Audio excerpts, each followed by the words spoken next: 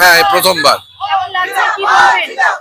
এটা প্রথম জিনিস, সেটা হচ্ছে যে মহেশতলায় এর আগে যতবার এসেছি এবং যে সমস্যাটা সবচেয়ে বেশি এই অঞ্চলের মানুষ, সেটা হচ্ছে নিকাশি ব্যবস্থা আর পানীয় জল। এই দুটো একেবারে 15 বছরে মানে একেবারে নষ্ট হয়ে গেছে। সায়নের লক্ষ্য এই দুটোকে আগে ঠিক করা, আর এই পানীয় জলের নেই না থাকার কারণে স্বাস্থ্য ব্যবস্থা প্রচন্ড রকম ভেঙে পড়েছে। এবং সবচেয়ে বড় কথা, এই চত্বরে বহু মানুষ দর্জি শিল্পের সঙ্গে যুক্ত। তাদের তাদের হাতে কাজ দেওয়া, এবং তাদের হাতে কাজ দেওয়া বলতে কিন্তু বোঝাচ্ছে হচ্ছে স্মল স্কেল ইন্ডাস্ট্রি ডেভেলপ করা, যাতে তারা সরাসরি ভাবে কাজটা পায়, কোনো ভায়া মারফত যেন না হয়, মাঝখান থেকে মধ্যস্বত্বভোগীরা সমস্ত টাকা খেয়ে চলে যাচ্ছেন, সেটা যেন না হয়, সেইটাই সবচাইতে আগে দেখার। এবং সায়ন সেইটা করার মানে পূর্ণ করার জন্য প্রতিশ্রুতিবদ্ধ। প্রচারে বেশ জনজোয়ার লক্ষ্য করা যাচ্ছে, আপনার কতটা মনে হয় যে জয় কি নিশ্চিত? দেখুন, এই কথাটা তো জ্যোতিষী হিসাবে মতো বলা যায় না।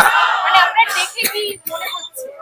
আমি আপনাকে এইটুকু বলতে পারি যে গত বছরের তুলনায় এবছর অনেক বেশি লোক তারা রাস্তায় বেরোচ্ছে। প্রার্থীদের ক্ষেত্রে তারা প্রার্থীদের সঙ্গে সামনে বাইরে এসে দাঁড়িয়ে কথা বলছে, যেটা বিগত 15 বছরে প্রায় বন্ধ হয়ে গেছে।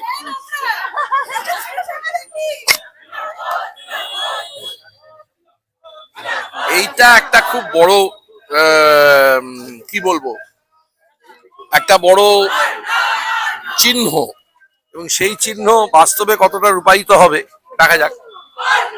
কংগ্রেসের প্রার্থী শুভাশিস দাস, এর আগে আমরা দেখেছি যে দুলাল দাস এমএলএ ছিল, সে বিষয়ে কোনো বক্তব্য আছে?